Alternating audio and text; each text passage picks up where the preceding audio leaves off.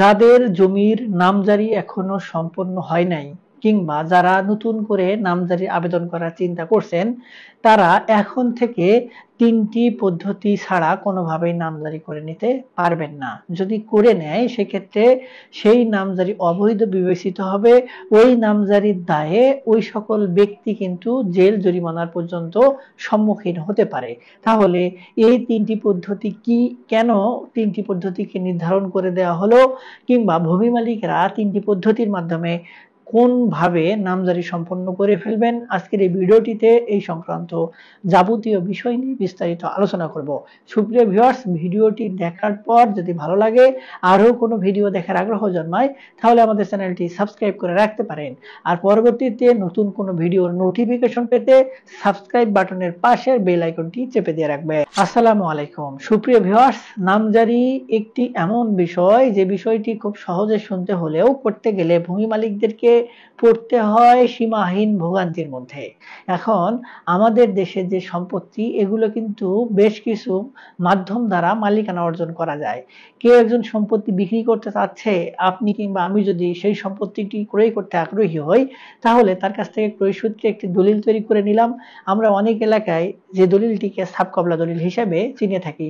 এখন দলিল তৈরি করে নেয়ার পরে আমাদের কিন্তু পরবর্তীতে ওই ব্যক্তির কাছ থেকে যে সম্পত্তিটি হস্তান্তর করলাম, সেইটি আইনগতভাবে রাষ্ট্রীয়ভাবে প্রমাণ করার জন্য ওই ব্যক্তির নামে যে রেকর্ড খতিয়ান কিংবা নামজারি খতিয়ান রয়েছে সেটি সংশোধন করে তার নাম কেটে আমাদের নামে নতুন করে একটি খতিয়ান তৈরি করতে হয়। এর জন্য আমাদের নামজারি কিংবা খারিজ কিংবা মিউটেশন এই প্রক্রিয়াগুলো অবলম্বন করতে হয়, যেটি এক এক এলাকায় এক এক নামে পরিচিত। আবার ধরুন যদি কোনো ব্যক্তি ওয়ারিশান সম্পত্তির মালিকানা অর্জন করে, তাহলে সেক্ষেত্রে তাকেও কিন্তু নামজারি সম্পন্ন করতে হয়। তার পিতা কিংবা মাতা কিংবা যার কাছ থেকে তিনি ওয়ারিশান সম্পত্তিটি পেলেন, তার নামেও খতিয়ান থাকে এবং সেই খতিয়ানটি সংশোধন করতে হয় এই নামজারির মাধ্যমে। এই জন্য এই বিষয়গুলোকে এত গুরুত্ব দেওয়া হয়েছে। এখন যদি কোনো ব্যক্তি নামজারি না করে তাহলে কি হবে? ধরুন আমরা সম্পত্তির মালিক হলাম দলিল মাধ্যমে, এখন নামজারি করে ফেললাম না, তাহলে যে সমস্যাগুলো হতে পারে সেটি হলো, ওই ব্যক্তি অর্থাৎ যে জমিটি আমরা ভোগ দখল করছে, ওই ব্যক্তি যার কাছ থেকে আমরা সম্পত্তি পেয়েছি সেই ব্যক্তির ওয়ারিশরা বা অন্য কেউ যদি থাকে, সেই নামজারি কিংবা তার নামে যে খতিয়ানগুলো রয়েছে সেগুলোর মাধ্যমে আমাদের মালিকানাটি চ্যালেঞ্জ করতে পারে, তিনি প্রাথমিকভাবে ভোগান্তির মধ্যে ফেলতে পারে। তবে বেশিরভাগ ক্ষেত্রেই তাদের আবেদন টেকে না। কিন্তু রাষ্ট্র দেখে যে সম্পত্তির খাজনা দিচ্ছে কে, কার নামে খতিয়ান রয়েছে, তিনি আসল মালিক, এবং রাষ্ট্র কিন্তু প্রাথমিকভাবে সেটি ধরে নেয়। আমরা যে মালিকানা অর্জন করেছি সেটি কিন্তু পরে। এখন ওই যে তিনি তার নামে খতিয়ান কিংবা তার ওয়ারিশরা দেখলো তার উত্তরাধিকারী পূর্বপুরুষের নামে খতিয়ান, এই খতিয়ান দ্বারাই কিন্তু তিনি সম্পত্তির মালিকানা দাবি করতে পারেন, তিনি তার নামে খাজনা প্রদান করতে পারেন। আপনি যদি খাজনা প্রদান করেন তাহলে আপনি মালিক, ঠিক আছে, কিন্তু খতিয়ান সংশোধন করার আগে আপনি খাজনা প্রদান করলে আপনি শুধু হবেন মাধ্যম, খাজনা জমা হবে যে ব্যক্তির নামে খতিয়ান রয়েছে সেই ব্যক্তির নামে। তাহলে এই যে ব্যাপারটি, এটি কিন্তু অত্যন্ত গুরুত্বপূর্ণ। এখন যে বিষয়টি দাঁড়ায় সেটি হলো, তাহলে এই যে এত গুরুত্বপূর্ণ কাজ সেটি কোনভাবে সম্পন্ন হবে? আমাদের বর্তমানে যে আইন, সেই আইন অনুযায়ী কিন্তু বলা রয়েছে যে ভূমি অফিসে অর্থাৎ আমাদের উপজেলায় যে খাজনা নেওয়া হয় অর্থাৎ কালেক্টরাল অফিস, সেই অফিসেই কিন্তু এই নামজারি পদ্ধতিগুলো সম্পন্ন করা হয়। সেখানে আমাদের নির্ধারিত পদ্ধতি হচ্ছে, আমাদের সর্বপ্রথম 1170 টাকা একটি ডিসিআর রসিদের মাধ্যমে ব্যাংকে জমা দিতে হয়। তারপরে সেই রসিদটি নিয়ে এসে একটি আবেদন ফর্ম পূরণ করতে হয় অনলাইনে। সেই আবেদন ফর্মে আমাদের যে তথ্যগুলো লাগে, অর্থাৎ আগে কে মালিক ছিলেন, কার নামে খতিয়ান ছিল, তার খতিয়ান নাম্বার, তিনি শেষ কবে খাজনা দিয়েছেন, তার পরিচয়, আবার যার নামে খাজনা বর্তমানে খতিয়ান সংশোধন হবে তার পরিচয়, এগুলো নিয়ে একটি ফর্ম ডাউনলোড করতে হয় পূরণ করে। সেই ফর্মের সঙ্গে ডিসিআর রসিদ এবং যে দলিলের মাধ্যমে আমরা মালিকানা অর্জন করেছি সেই দলিল, এবং অবশ্যই দলিলটি রেজিস্ট্রি হতে হবে। সেই দলিল এবং পরবর্তীতে ওই যে ব্যক্তি আগে মালিক ছিল তার নামে যে দলিল ছিল বা তার ভায়া দলিলগুলো, তার নামে যে খতিয়ানটি ছিল সেই খতিয়ানটি, তিনি যে খাজনা প্রদান করেছেন সেই খাজনার কাগজ, তার পরিচয়পত্র এবং তার ছবি, অর্থাৎ তিনি যে মালিক ছিলেন এটি প্রমাণ করা যত ডকুমেন্ট সেগুলো, এবং আপনার নামে যে নামজারি হবে আপনার ছবি এবং আপনার পরিচয় সংক্রান্ত যাবতীয় তথ্য। ভূমি অফিস যদি আরো কোনো কিছু চায়, যেমন মৌজা ম্যাপ চাইতে পারে, আনুষঙ্গিক অন্য ডকুমেন্টও চাইতে পারে, সেগুলোও জমা দিতে হবে, তারপর নামজারি সম্পন্ন হবে। কিন্তু নামজারির যে পদ্ধতি, এই পদ্ধতিটাকে কিন্তু কিছুটা পরিবর্তন আনা হয়েছে। এখন ৩ পদ্ধতিতে নামজারি করা হয়। নিয়ম কানুনগুলো কিন্তু এক, পদ্ধতিটা আরেক। এখন যদি ক্রয় বিক্রয় করা হয় এই সম্পত্তিগুলোর ক্ষেত্রে নামজারি কিন্তু সরাসরি আমি যেটি বললাম সেই প্রক্রিয়ায়। এটি হচ্ছে ম্যানুয়াল পদ্ধতি। এখন এই পদ্ধতিতে কিন্তু নামজারি করার সুযোগ রয়েছে এবং এই পদ্ধতিতে কিন্তু করা যাবে।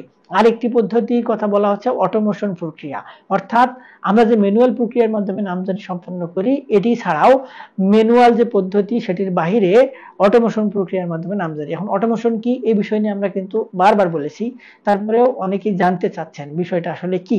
দেখুন, নামজারি এই পদ্ধতিতে করা হয়, কিন্তু এই পদ্ধতিটা যেহেতু হয়রানি রয়েছে, ভূমি মালিকদেরকে হয়রানি করা হয়, ভূমি অফিস ঘুষ চায়, সেজন্য সরকার বিশেষ পদক্ষেপ নিয়েছে এবং বর্তমানে ২১টি উপজেলায় এই কার্যক্রমটি চলমান রয়েছে। এই কার্যক্রমটি হচ্ছে যখন কোনো একজন ব্যক্তি সম্পত্তির মালিক হবেন এবং সেই মালিকানাটা তিনি প্রতিষ্ঠিত করবেন এবং একটি দলিল তৈরি করে সেটি রেজিস্ট্রেশন করতে যাবেন, তখন সেখান থেকে অর্থাৎ রেজিস্ট্রি অফিস থেকে একটি দলিলের কপি ভূমি অফিসে পাঠানো হবে। এই জন্য যে ওই যে ব্যক্তি সম্পত্তি হস্তান্তর করে দিচ্ছেন ওই ব্যক্তি আসল মালিক কিনা এটি যাচাই বাছাই করার জন্য ভূমি অফিস থেকে দেখা হবে তার নামে খতিয়ান রয়েছে কিনা, তিনি যে দলিলটি তৈরি করে দিয়েছেন দলিলটি ঠিক রয়েছে কিনা এবং তার দেওয়ার অধিকার রয়েছে কিনা, এবং তিনি যাচাই বাছাই করে একটি রিপোর্ট দিবেন আবার রেজিস্ট্রি অফিসে। সেই রিপোর্টের উপর ভিত্তি করে এটি নিশ্চিত হওয়া যাবে যে জমি রেজিস্ট্রি করা যাবে কিংবা যাবে না, অর্থাৎ দলিলটি কার্যকর হবে কি হবে না। যখন দলিলটি কার্যকর হবে তখন সেখান থেকে অটোমেশন প্রক্রিয়ার মাধ্যমে ভূমি অফিসে নামজারির কাগজের সংশোধন হয়ে যাবে, অর্থাৎ রেজিস্ট্রেশন হওয়ার পরে অটোমেটিক সিগন্যাল যাবে ভূমি অফিসে এবং ভূমি অফিস থেকে নামজারি সম্পন্ন করে দেওয়া হবে। কেননা আগেই তো এই বিষয় নিয়ে তারা যাচাই বাছাই করেছে এবং দেখেছে যে ব্যক্তি মালিক সেই ব্যক্তি আসল মালিক এবং তার যে দলিলটি তিনি নিয়ে এসেছেন সেটি রেজিস্ট্রেশন করে দেয়া যায়। তাহলে যদি রেজিস্ট্রেশন করে দেয়া যায় তাহলে কিন্তু অনলাইনে অটোমেটিক প্রক্রিয়ায় নামজারি সম্পন্ন করে দেয়া যায়। সেক্ষেত্রে দলিলের সঙ্গে সাব রেজিস্ট্রি অফিসে কিন্তু খতিয়ানের কাগজ থেকে শুরু করে যাবতীয় যে ডকুমেন্টগুলো বললাম যে নামজারির সাথে দিতে হয় সেগুলোও জমা দিতে হবে।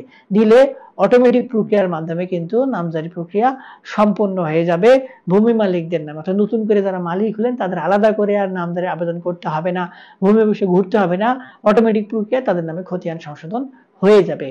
এটি হচ্ছে ২ নম্বর প্রক্রিয়া এবং এই প্রক্রিয়া এই গত জুলাইয়ের মধ্যে সারা দেশে একযোগে চালু হওয়ার কথা ছিল। এখন পর্যন্ত কেন হলো না সে বিষয়টি সরকার জানে, হয়তো আরো কিছুদিন সময় নিতে পারে। আরেকটি ৩য় নম্বর প্রক্রিয়া হচ্ছে শুধুমাত্র ওয়ারিশান সম্পত্তির ক্ষেত্রে।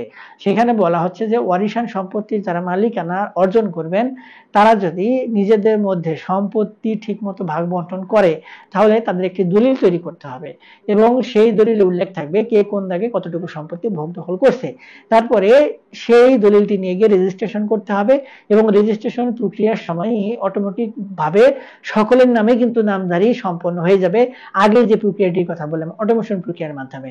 যদি অটোমেশন প্রক্রিয়ার মাধ্যমে না হয় তাহলে ম্যানুয়াল পদ্ধতির মাধ্যমে, যেটিও আমি আগে বলেছি যে ম্যানুয়াল পদ্ধতিতে কিভাবে নামজারি আবেদন করা যায়, এক্ষেত্রে ওই একটি দলিল দ্বারাই সকল ওয়ারিশগণ তাদের যে অংশটুকু ওই দলিলে উল্লেখ করা রয়েছে অর্থাৎ যে দাগে দাগে যেটুকু সম্পত্তি তারা পেয়েছেন সেই দাগ ধরে ধরে তারা নিজেদের আলাদা আলাদা ভাবে খতিয়ান তৈরি করে নেওয়ার জন্য আবেদন করতে পারবে এবং ভূমি অফিস থেকে তাদের ওই প্রক্রিয়ার মাধ্যমে নামজারি সম্পন্ন করে দেয়া হবে।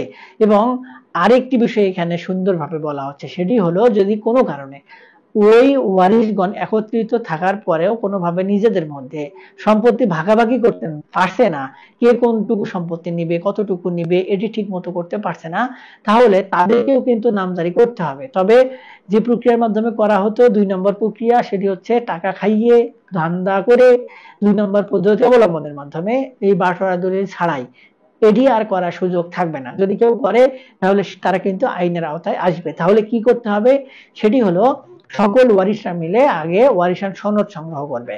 সেটি করতে হবে ইউনিয়ন অফিস থেকে কিংবা উপজেলা অফিস থেকে কিংবা সিটি কর্পোরেশন থেকে। তারপরে সেই ওয়ারিশান সনদ এবং তার যেটুকু সম্পত্তি তারা প্রাপ্ত হওয়ার কথা সকল সম্পত্তির দলিল দিয়ে ভূমি অফিসে আবেদন করবে তাদের নামে নামজারি করে দেওয়ার জন্য। ভূমি অফিস এইরূপ আবেদন পাওয়ার পরে দেখবেন যে তাদের বাটোয়ারা দলিল নেই এবং সকল ওয়ারিশরা একসঙ্গে নামজারি করার জন্য আবেদন করেছেন, তখন তাদের নামে যৌথ খতিয়ান করে দেওয়া হবে এবং যে এই যৌথ খতিয়ান আগের রূপে না বর্তমানে যে রূপ করে দেওয়া হচ্ছে সেটি হলো সকল ওয়ারিশদের নাম খতিয়ানে উল্লেখ থাকবে এবং নামের পাশে উল্লেখ থাকবে ওই ওয়ারিশান সম্পত্তিগুলোর থেকে কে কতটুকু সম্পত্তি প্রাপ্ত হবেন, এবং এই পয়েন্টটুকু অর্থাৎ এই অংশটুকু উল্লেখ করে তাদের নামে যৌথ খতিয়ান করে দেওয়া হবে। কারো নামে এটি কখনো উল্লেখ থাকবে না যে কে কোন দাগে কতটুকু সম্পত্তি পাচ্ছে। মোট সম্পত্তি থাকবে যে মোট সম্পত্তির থেকে এই ব্যক্তিটি এতটুকু, এই ব্যক্তিটি এতটুকু, এই ব্যক্তিটি এতটুকু পাচ্ছে। এভাবেই নামজারি সম্পন্ন করে দিতে হবে। আমরা জানতাম যে ভূমি অফিস থেকে যৌথ খতিয়ান দেওয়া বন্ধ হয়েছিল, কিন্তু এই নির্দেশনার পরে কিন্তু আবারও যৌথ খতিয়ান চালু হয়েছে, এবং প্রত্যেক ব্যক্তি যৌথভাবে সকল সম্পত্তির মূল যেটুকু খতিয়ানে খাজনা আসে সকল সম্পন্ন করে দিতে হবে।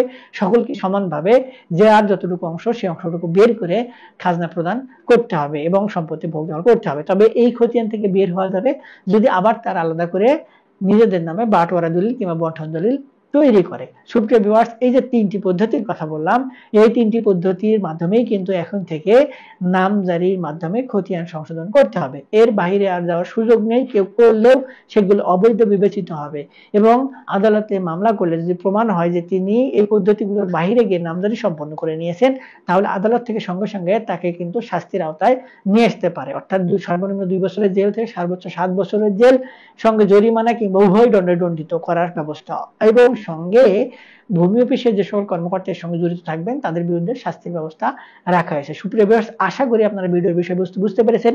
এর থেকে সহজভাবে বোঝানোর মতো আর কিছু নেই। তারপরে যদি এই সংক্রান্ত বিষয় নিয়ে আপনারা আরো কোনো কিছু জানতে চান কিংবা বুঝতে চান, একজন ভালো অভিজ্ঞ আইনজীবীর পরামর্শ গ্রহণ করবেন। আমাদের থেকে কোনো কিছু সহযোগিতা নিতে চাইলে ভিডিওর নিচে কমেন্ট বক্স রয়েছে, সেখানে কমেন্টস করবেন, আমরা আপনাদের সহযোগিতা করার চেষ্টা করব। আজকে এ পর্যন্তই, দেখা হবে সামনে নতুন কোনো ভিডিওতে। ততদিন পর্যন্ত ভালো থাকবেন, ধন্যবাদ।